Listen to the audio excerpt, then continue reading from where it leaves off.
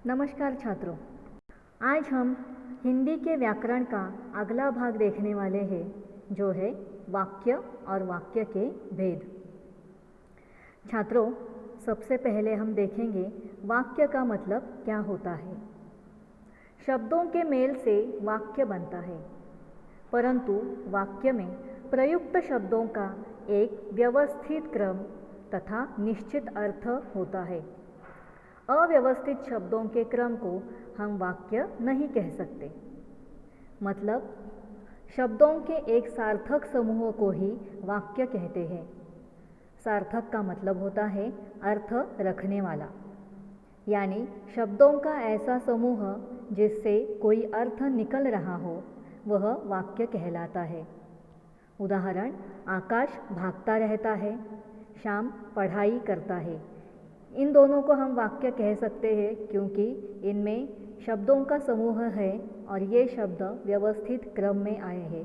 उनसे हमें निश्चित अर्थ का पता चलता है, इसीलिए ये वाक्य कहलाते हैं। छात्रों, अब हम देखेंगे वाक्य के अंग। वाक्य के दो अंग होते हैं, एक उद्देश्य और दूसरा विधेय। उद्देश्य का मतलब होता है वाक्य में जिसके बारे में कुछ कहा जाता है उसे उद्देश्य कहते हैं, और विधेय का मतलब होता है वाक्य में उद्देश्य के बारे में जो कुछ कहा जाता है उसे विधेय कहते हैं। इसके बारे में विस्तार से अब हम देखेंगे उद्देश्य का मतलब क्या होता है। वाक्य में जिसके बारे में कुछ कहा जाता है उसे सूचित करने वाले शब्द को उद्देश्य कहते हैं। ये वाक्य का कर्ता होता है। कभी कर्ता एक शब्द और कभी एक से अधिक शब्दों में भी होता है। यहाँ पर अब हम उदाहरण देखेंगे। माली पौधों में पानी डाल रहा है। इस वाक्य में माली ये कर्ता है, मतलब क्रिया करने वाला है, तो इसीलिए इस वाक्य में माली ये उद्देश्य है। दूसरा उदाहरण है, छोटी लड़की गेंद से खेल रही है। इस वाक्य में कर्ता है छोटी लड़की, तो इसीलिए इस वाक्य का उद्देश्य है छोटी लड़की। इसके बारे में अब हम देखेंगे विधेय। वाक्य में उद्देश्य या कर्ता के विषय में जो बताया या कहा जाता है उसे विधेय कहते हैं। मतलब जो कर्ता होता है वाक्य में, उसके बारे में जो कुछ वाक्य में कहा जाता है उसे हम विधेय कहते हैं। उदाहरण, चित्रकार चित्र बना रहा है। इस वाक्य में कर्ता चित्रकार है और उसके बारे में कहा गया है कि चित्र बना रहा है, इसीलिए इस वाक्य का विधेय है चित्र बना रहा है। अगला उदाहरण देखिए, छोटी लड़की गुड़िया से खेल रही है। इस वाक्य में विधेय है गुड़िया से खेल रही है, क्योंकि ये विधेय छोटी लड़की इस कर्ता के बारे में बताता है। छात्रों, इस तरह हमने उद्देश्य और विधेय के बारे में विस्तार से देखा। अब हम देखेंगे वाक्यों का वर्गीकरण। वाक्यों का वर्गीकरण दो आधारों पर होता है। पहला, रचना के आधार पर वाक्य के भेद। इसमें तीन भेद होते हैं, सरल वाक्य, संयुक्त वाक्य और मिश्रित या मिश्र वाक्य। उसके बाद अर्थ के आधार पर वाक्य के 8 भेद होते हैं, विधानवाचक, इच्छावाचक, आज्ञावाचक, निषेधवाचक, प्रश्नवाचक, विस्मयवाचक, संकेतवाचक और संदेहवाचक। छात्रों, आज हम वाक्यों के रचना के आधार पर जो 3 भेद होते हैं वो हम सीखने वाले हैं। ये 3 भेद होते हैं साधारण वाक्य या सरल वाक्य, मिश्रित वाक्य और संयुक्त वाक्य। अब हम देखेंगे सरल वाक्य। सरल वाक्य किसे कहते हैं? जिन वाक्यों में केवल एक ही उद्देश्य और एक ही विधेय होता है उन्हें सरल वाक्य या साधारण वाक्य कहते हैं। इन वाक्यों में एक ही क्रिया होती है। छात्रों, हमने इससे पहले वाक्य के अंग उद्देश्य और विधेय देखे। जिन वाक्यों में केवल एक ही उद्देश्य होता है और एक ही विधेय होता है मतलब एक ही क्रिया होती है, उसे हम सरल वाक्य कहते हैं। उदाहरण, मुकेश पढ़ता है, राकेश ने भोजन किया। इन दोनों वाक्यों में केवल एक ही क्रिया है, एक ही उद्देश्य है और एक ही विधेय है। इसके बाद हम दूसरा प्रकार देखेंगे वाक्य का, मिश्र वाक्य। जिन वाक्यों में एक मुख्य या प्रधान वाक्य हो और अन्य आश्रित उपवाक्य हो, उन्हें मिश्रित वाक्य कहते हैं। इनमें एक मुख्य उद्देश्य और मुख्य विधेय के अलावा एक से अधिक क्रियाएं होती है। मिश्रित वाक्य में जो गौण वाक्य होता है या जो आश्रित वाक्य होता है, वो मुख्य वाक्य के बिना अपना पूर्ण अर्थ प्रकट नहीं कर सकता। इसी तरह से जिस वाक्य में जब एक से अधिक क्रियाएं होती है लेकिन एक मुख्य उद्देश्य और एक मुख्य विधेय होता है, उसी वाक्य को हम मिश्र वाक्य कह सकते हैं। उदाहरण, जो ही उसने दवा पी वह सो गया। यदि परिश्रम करोगे तो उत्तीर्ण हो जाओगे। मैं जानता हूँ कि तुम्हारे अक्षर अच्छे नहीं बनते। छात्रों, इन तीनों वाक्यों में एक मुख्य उद्देश्य और मुख्य विधेय के अलावा दूसरी क्रियाएं इसमें सम्मिलित है, इसीलिए हम इन्हें मिश्र वाक्य कहते हैं। छात्रों, रचना के आधार पर तीसरा और आखिरी प्रकार है संयुक्त वाक्य। जिन वाक्यों में दो या दो से अधिक सरल वाक्य समुच्चय बोधक अव्ययों से जुड़े हो, उन्हें संयुक्त वाक्य कहते हैं। मतलब इस तरह के वाक्य में दो या दो से अधिक वाक्य होते हैं और वो वाक्य सरल वाक्य होते हैं। और ये सरल वाक्य किंतु, परंतु, इसलिए और इस तरह के समुच्चय बोधक अव्ययों से जुड़े हुए होते हैं। इन प्रकार के वाक्यों को हम संयुक्त वाक्य कहते हैं। उदाहरण, वह सुबह गया और शाम को लौट आया। मुकेश बोलो पर असत्य नहीं। इन दोनों वाक्यों में दो सरल वाक्य समुच्चय बोधक अव्यय से जुड़े हैं, इसलिए ये संयुक्त वाक्य है। छात्रों, अर्थ के अनुसार वाक्यों के 8 भेद होते हैं।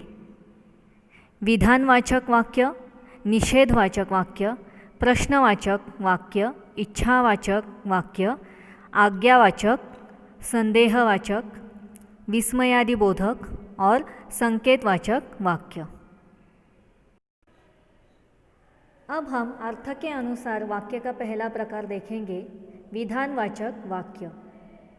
जिस वाक्य में किसी बात या कार्य के होने या करने का सामान्य कथन हो, उसे विधानवाचक वाक्य कहते हैं। इस तरह के वाक्यों में कोई सीधा साधा विधान होता है जो सरल ढंग से किया जाता है। ऐसे वाक्यों में कभी न, नहीं, मत इस तरह के निषेध दिखाने वाले शब्द नहीं होते। उदाहरण देखिए, अक्षत विद्यालय जा रहा है, आकाश में पक्षी उड़ रहे हैं। ये दोनों वाक्य एक सामान्य कथन है और इनमें न, नहीं, मत इन जैसे शब्दों का प्रयोग नहीं है, इसीलिए इन्हें विधानवाचक वाक्य कहा जाता है। अगला भेद है निषेधवाचक वाक्य। जिस वाक्य में किसी बात या कार्य के न होने या न करने का बोध हो, उसे निषेधवाचक वाक्य कहते हैं। इन वाक्यों में न, नहीं, मत इन जैसे शब्दों का प्रयोग किया जाता है जिसमें निषेध दिखाया जाता है। उदाहरण देखिए, धूप में मत घूमो, हम पिकनिक पर नहीं जा रहे हैं। इन वाक्यों में मत और नहीं ये शब्द आए हैं और वे क्रिया का न होना दिखाते हैं, इसलिए इन्हें निषेधवाचक वाक्य कहते हैं। छात्रों, वाक्य का अगला प्रकार है आज्ञावाचक वाक्य। जिस वाक्य में किसी को आज्ञा दी जाए या अनुमति दी जाए, उसे आज्ञावाचक वाक्य कहते हैं। इसी के साथ अगर वाक्य में कोई विनती की गई हो तो उसे भी आज्ञावाचक वाक्य कहा जाता है। जैसे, आप अंदर बैठ जाइए, ये एक विनती है। और दूसरा उदाहरण है छतरी भी रख लेना। यहाँ पर अनुमति दी गई है, इसीलिए ये दोनों वाक्य आज्ञावाचक वाक्य है। वाक्य का अगला प्रकार है संदेहवाचक वाक्य। मतलब जिस वाक्य में कुछ होने की संभावना हो या संदेह हो उसे संदेहवाचक वाक्य कहते हैं। इन वाक्यों को संभावनार्थक वाक्य भी कहा जाता है। ऐसे वाक्यों में संदेह या संभावना का बोध होता है। जैसे लगता है आज बारिश होगी, वे घर पहुंच गए होंगे। इन दोनों वाक्यों में कोई संभावना प्रकट की गई है, इसलिए ये संभावनार्थक वाक्य या संदेहवाचक वाक्य है। वाक्य का अगला प्रकार हम देखेंगे छात्रों, वो है विस्मयादिबोधक वाक्य। जिस वाक्य में हर्ष, शोक, घृणा, प्रशंसा, आश्चर्य आदि के भाव प्रकट हो उसे विस्मयादिबोधक वाक्य कहते हैं। मतलब इन वाक्यों द्वारा भावनाएं प्रकट होती है। जैसे वाह क्या सुंदर मूर्ति है, इस वाक्य में हर्ष की भावना प्रकट की गई है। शाबाश तुमने बहुत अच्छा भाषण दिया, इस वाक्य में प्रशंसा की गई है। इस तरह से इन वाक्यों में भावनाएं प्रकट होती है। ऐसे वाक्यों के अंत में विस्मयादिबोधक चिन्ह लगाया जाता है। छात्रों, वाक्य का अगला प्रकार है संकेतवाचक वाक्य। जिस वाक्य में एक क्रिया का होना दूसरी क्रिया के होने पर निर्भर करता हो उसे संकेतवाचक वाक्य कहते हैं। इन वाक्यों में एक क्रिया का होना दूसरी क्रिया के होने का संकेत देता है। जैसे यदि बांध न टूटता तो बाढ़ नहीं आती। दूसरा उदाहरण है यदि बिजली आई तो रोशनी होगी। इस तरह से संकेतवाचक वाक्य में एक क्रिया दूसरे क्रिया के होने का संकेत देती है। इन वाक्यों में यदि इस शब्द का प्रयोग होता है। छात्रों, हमने अर्थ के अनुसार वाक्य के प्रकार देखे। अब हम देखेंगे एक ही वाक्य इन सारे अर्थ के अनुसार के भेदों में किस तरह से हम लिख सकते हैं। पहला है विधानवाचक वाक्य, वह जाता है। यही वाक्य हम निषेधवाचक में लिख सकते हैं, वह नहीं जाता है। प्रश्नवाचक वाक्य होगा, क्या वह जाता है। विस्मयादिबोधक वाक्य, अरे वह जाता है। आज्ञावाचक वाक्य में कहा जाएगा, वह जाए।